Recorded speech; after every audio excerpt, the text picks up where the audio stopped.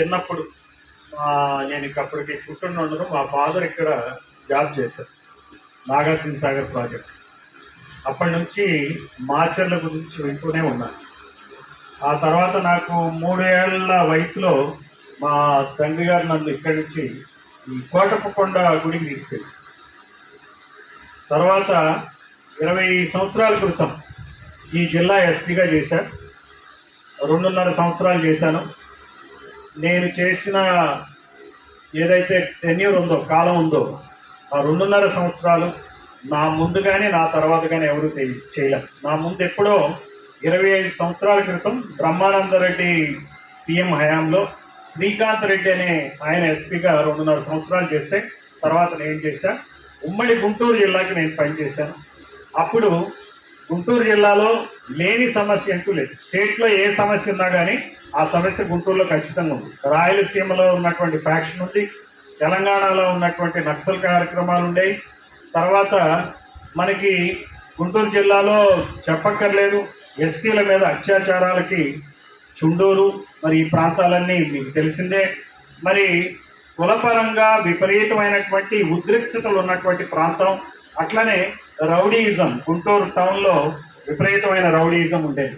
ఈ అన్ని సమస్యల్ని, అలానే రాజకీయ నాయకుల యొక్క ప్రాబల్యం ఈ జిల్లాలో చాలా ఎక్కువ.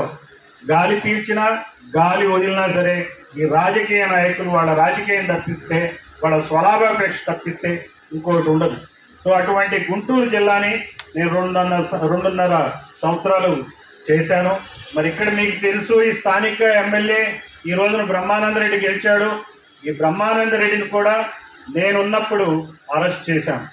అతను ఒక పెద్ద ఫ్యాక్షన్ మర్డర్లో రెడ్లని 5 or 7 నాకు నంబర్ గుర్తులేదు కానీ 7గురిని దుర్కి వెళ్ళే దారిలో మరి అటకాయించి వాళ్ళ బృందం గొడ్డళ్లతో, కత్తులతో పొడిచి, గొడ్డళ్లతో నరికి దారుణంగా హత్య చేసింది.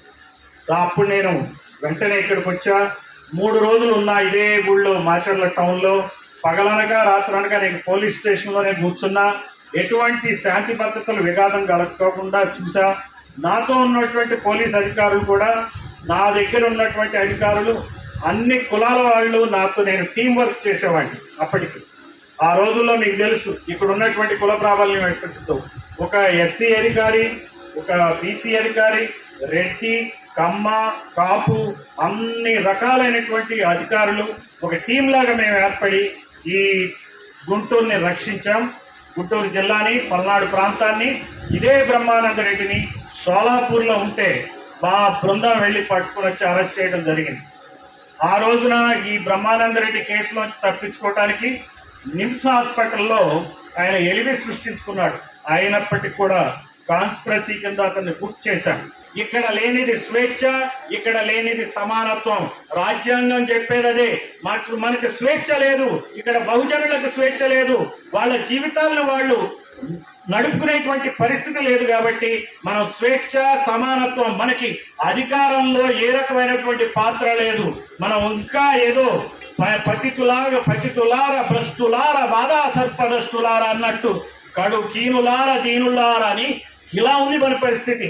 అందుకే బిఎస్పీ చెప్తుంది, ఏడవకండి, బిఎస్పీ రథచక్రాలు వస్తున్నాయి. లేక ఇది ఒకటే కాదు, ఇంకొక ఉద్యమం కూడా చేపడుతున్నాం. కులగణన అనేది దానికి మేము ఎక్కువ ప్రాధాన్యత ఇస్తున్నాం. ఇప్పుడు మన దేశంలో ముఖ్యంగా మాచర్లలో 3 రకాలైన కులాలు ఉన్నాయి. 2వది ఎమ్మెల్యే కులం, 3వది ఓటర్ల కులాలు. ఇక్కడ దాదాపు అందరూ ఓటర్ల కులాలే. ఎవరైతే ఎమ్మెల్యేలు అవుతారో ఇక్కడ ఎమ్మెల్యే ఏ కులాలు దాదాపుగా లేనట్టు లెక్క. యాదవ్ మిత్రులున్నా, గౌడ మిత్రులున్నా వాళ్ళు ఓన్లీ ఆ పైనన్నటువంటి నాయకుడికి వంతపాటానికి తప్పిస్తే వాళ్ళకి నిజమైన అధికారం లేదు. నిజంగా చెప్పాలంటే రెడ్లు ఎంతమంది ఉన్నారో ఈ రాష్ట్రంలో అంతమంది యాదవులు ఉన్నారు. రెడ్డి ఎమ్మెల్యేలు ఎంతమంది ఉన్నారో అంతమంది యాదవ్ ఎమ్మెల్యేలు ఉండాలి. ఉన్నారా? మరి లేరు. కమ్మలు ఎంతమంది ఉన్నారో గౌడ్లు ఎంతమంది ఉన్నారు. సో కమ్మ ఎమ్మెల్యేలు ఉన్నంతమంది ఉన్నారా గౌడ్లు అంటే లేదు. ఈ పల్నాడు జిల్లాలో 7 ఎమ్మెల్యేలు ఉంటే 7 ఎమ్మెల్యేలు ఉంటే ఒక్క ఎస్సీ ఎమ్మెల్యే కూడా లేడు. మరి ఎస్సీలందరూ ఏం చేయాలా? ఈ పల్నాడు జిల్లాకి ఎవరికెళ్ళి వాళ్ళ బాధలు చెప్పుకోవాలా? ఒక ఎస్సీ ఎమ్మెల్యే జనరల్ సీట్లో ఎస్సీని నిలపకూడదా, గెలిపించకూడదా? ఇక్కడ 4 కమ్మ ఎమ్మెల్యేలు ఉన్నారు ఈ నేను చెల్గడు ఈ పల్నాడు నియోజకవర్గంలో. ఈ 4 బదులు ఒక ఎస్సీ ఉండొచ్చు, ఇంకో బీసీ ఉండొచ్చు, ఇంకా వేరే రకమైనటువంటి ఎస్టీ ఉండొచ్చు. ఎవరు లేదు. ఎస్టీలు ఎక్కడికి పోవాలి? వాళ్ళకి ఎమ్మెల్యే ఉండొద్దా? వాళ్ళకి రాజ్యంలో భాగం లేదా? అంటే ఓట్లు కావాలి, సీట్లు మీకే కావాలి. ఇదే కాంశీరామ్ గారు చెప్పింది ఏమంటే ఇదే ఉద్యమించమన్నాడు. సీట్లు ఓట్లు మావి, సీట్లు మీవా అని ప్రశ్నించమన్నాడు. ఈ దృష్టితో మనం అందరం పనిచేయాలి. ఈ రోజున రాజకీయాలు ఎలా ఉన్నాయంటే, ఈ రోజున బ్రహ్మానందరెడ్డి ఉన్నాడు, అంతకుముందు పిన్నెల్లి రామకృష్ణారెడ్డి ఉన్నాడు. పిన్నెల్లి రామకృష్ణారెడ్డి దాదాపుగా 4 సార్లుగా ఇక్కడ ఎమ్మెల్యేగా ఉన్నాడు. ఈ పిన్నెల్లి కుటుంబం జోలకంటి కుటుంబాల మధ్యనే మాచర్ల నియోజకవర్గం మొత్తం నలిగిపోతుంది. వీళ్ళు రెడ్లే రాజులు ఇక్కడ, వాళ్ళ చేతుల్లోనే ఈ నియోజకవర్గం ఉంది. మరి ఈ పార్టీలు చెప్తాయి టీడీపీ అభివృద్ధి అంటది, మరి జగన్ వైసీపీ సంక్షేమం అంటది. మరి ఎక్కడుంది సంక్షేమం, ఎక్కడుంది అభివృద్ధి? మరి ఇప్పుడే మన సైదులు గారు చెప్పారు, మరి ఇక్కడ ఉన్నటువంటి భూ ఆక్రమణలు కానీ వేల ఎకరాల ఆక్రమణలకు గురైనాయి. మరి ఇక్కడ ఉన్నటువంటి రాజకీయ నాయకులే దానికి పూర్తి బాధ్యత వహించాలి. నాకు ఇప్పుడే తాజాగా ఒక సమాచారం తెలిసింది.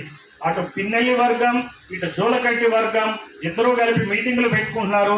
వాళ్ళు ఏవైతే ఆక్రమించారో, పిన్నెల్లి వర్గం ఏవైతే భూములు ఆక్రమించారో ఆక్రమణల మీద వాళ్ళ బేరసారాలు సాగుతున్నాయి.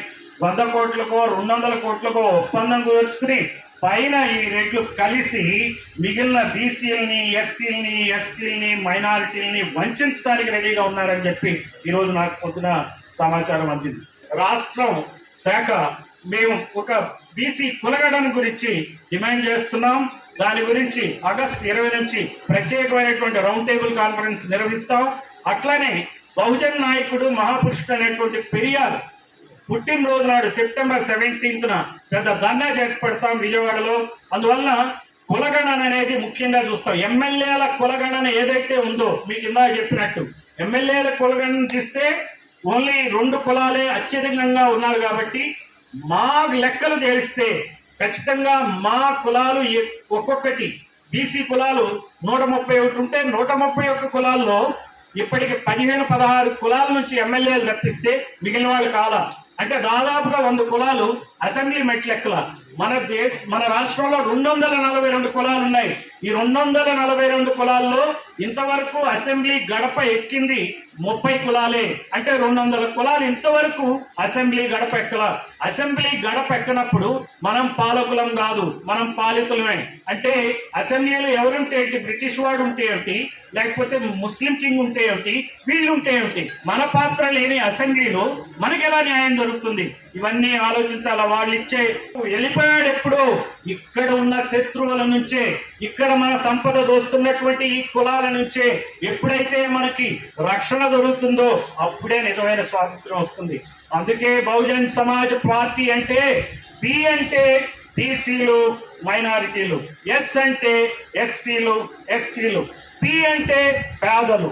అన్ని కులాల్లోని పేదలు కానీ, ఎస్సీలు కానీ, ఎస్టీలు కానీ, బీసీలు కానీ, మైనారిటీలు కానీ వీళ్ళే మా యొక్క బహుజన్ సమాజ్ పార్టీ అంటే అదే. బహుజన్ సమాజ్ పార్టీని గుర్తించుకోవాలా.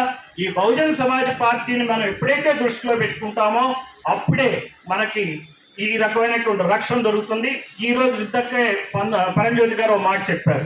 మనకి ఇక్కడ ఈ గ్రామాల్లో ఎవరైతే బీసీలు కానీ, ఎస్సీలు కానీ, ఎస్టీలు కానీ, మైనారిటీలు కానీ వాళ్ళకి రక్షణ ఉద్యమాన్ని మేము చేపడతాం. ప్రభుత్వ యంత్రాంగంతో మాట్లాడి ఖచ్చితంగా ఇక్కడ ఉన్నటువంటి బీసీ అధికారులు కానీ, ఎస్సీ అధికారులు కానీ, ఎస్టీ కానీ, మైనారిటీ అధికారులు మీరు ఆత్మస్థైర్యంతో పనిచేయండి. మీరు ఇక్కడ ఉన్నటువంటి ఎమ్మెల్యేలకి తొత్తులుగా పనిచేయొద్దు, భయపడొద్దు, వాళ్ళని ఎదిరిస్తాం. ఖచ్చితంగా మనం బహుజనుల రక్షణ కోసం మనం పాటుపడదాం.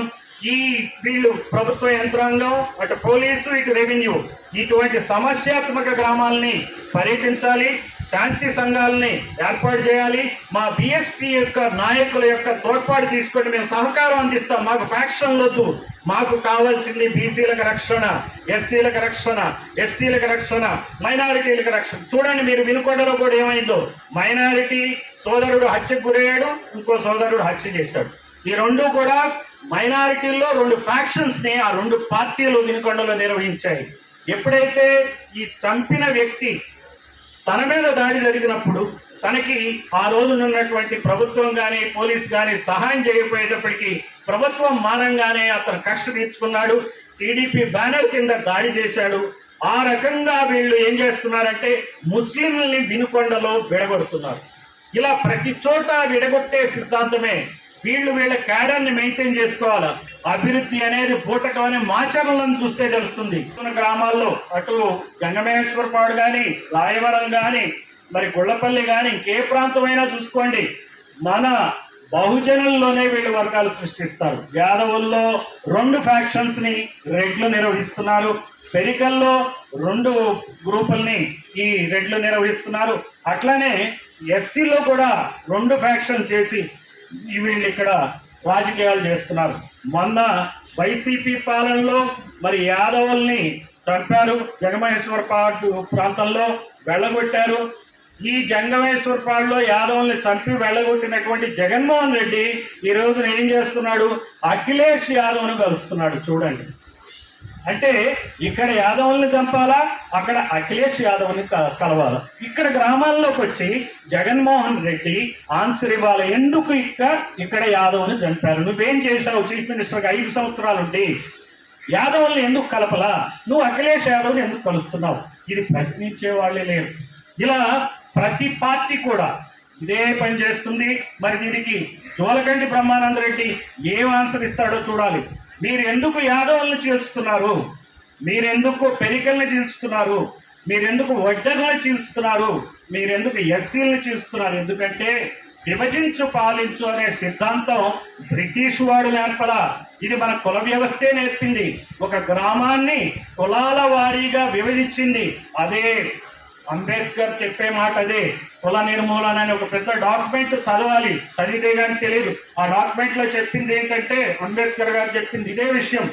నిచ్చెన మెట్ల సమాజం అంటే పైన కింద, ఒకటి ఎక్కువ ఒకటి తక్కువ అనేటువంటి రకమైనటువంటి సమాజాన్ని సృష్టించింది ఈ కుల వ్యవస్థ. ఈ కుల వ్యవస్థను వాడుకునే బ్రిటిష్ వాళ్ళు వచ్చారు, ముస్లిం కింగ్స్ వచ్చారు. ఇప్పుడు వాళ్ళు పోయిన, బ్రిటిష్ నుంచి మనకి స్వాతంత్రం వచ్చిన బీసీలకి, ఎస్సీలకి, ఎస్టీలకి, మైనారిటీలకి ఇంకా స్వాతంత్రం రాలా ఈ రెడ్డి రాజుల నుంచి. మాచర్ల నియోజకవర్గంలో 17 ఎన్నికలు జరిగితే 17 ఎన్నికల్లో 13 మంది రెడ్లు ఎలక్ట్ అయ్యారు. 2 కమ్మలు ఎలక్ట్ అయ్యారు. అదేదో ఎస్టీ అవటం వల్ల ఒక ఆయన ఎస్టీ, ఒక బీసీ ఎలక్ట్ అయ్యారు. అంటే చూడండి, రాజ్యం ఎవరి చేతుల్లో ఉంది. బ్రిటిష్ వాడు పోయాడని చెప్పి మనం ఆగస్టు 15 నాడు స్వాతంత్ర దినోత్సవం జరుపుకుంటున్నాం. వీళ్ల పాలన అంతమైనప్పుడే నిజమైనటువంటి స్వాతంత్రం మనకు వచ్చేది. అవగాహనతో మనం పనిచేయాలి. సో కులగణన అనే అంశాన్ని ఖచ్చితంగా బహుజన సమాజ్ పార్టీ తీసుకుంటుంది. అలానే పల్నాడు ప్రాంతంలో బీసీ, ఎస్సీ, ఎస్టీ, మైనారిటీల రక్షణ ఉద్యమాన్ని కూడా మన బహుజన సమాజ్ పార్టీ చేపడుతుంది. మరి ఈ రకంగా ప్రజలు చైతన్యవంతులై ప్రశ్నించే కూడా అలవాటు చేసుకుని, ప్రశ్నించలేకపోయినా అర్థం చేసుకుంటే చాలు. ఈ రోజున ప్రజలందరికీ ఒకటి అర్థమవుతుంది. ఈ రోజున ప్రభుత్వాలు మారుతున్నాయంటే 10,000 కోట్లు ఖర్చు పెట్టినా సరే జగన్మోహన్ రెడ్డి ప్రభుత్వం దిగింది అంటే కారణం ఏంటంటే తెలియకుండా ఒక సైలెంట్ వేవ్, సైలెంట్ అండర్స్టాండింగ్ ప్రజల్లోకి వచ్చేసింది. అవగాహన వస్తుంది. ఈ పార్టీ వద్దు, ఈ పార్టీ వద్దు, ఈ పార్టీ వద్దు అనేటువంటి అవగాహన వస్తుంది. కరెక్ట్గా ఎందుకు, ఎలా వద్దు అనేది రకరకాల కారణాలు ఒక్కొక్కరు చెప్పినప్పటికీ చివరికి ఈవీఎం దగ్గరికి వెళ్ళినప్పుడు మీట నొక్కుతున్నారు. ఈ పార్టీని పంపించడమే పనిగా వాళ్ళు ఎలక్షన్లో పార్టిసిపేట్ చేస్తున్నారు. అందుకే ప్రభుత్వాలు మారుతున్నాయి. వీళ్ళు ఎన్ని వేల కోట్లు కుమ్మరించినప్పటికీ ఓడిపోవడానికి కారణం ఏంటంటే ప్రజల్లో ఉన్నటువంటి సైలెంట్ నిశ్శబ్ద చైతన్యం. ఈ నిశ్శబ్ద చైతన్యంతోనే మనం ముందుకెళ్ళాలి. ఖచ్చితంగా అప్పుడే మాచర్ల నియోజకవర్గం బాగుపడుతుంది. మాచర్ల నియోజకవర్గం మీద బహుజన సమాజ్ పార్టీ ఖచ్చితంగా ప్రత్యేకమైన దృష్టి పెడుతుందని చెప్పి తెలియజేస్తూ ప్రజలకు అందరికీ ధన్యవాదాలు. Thank you.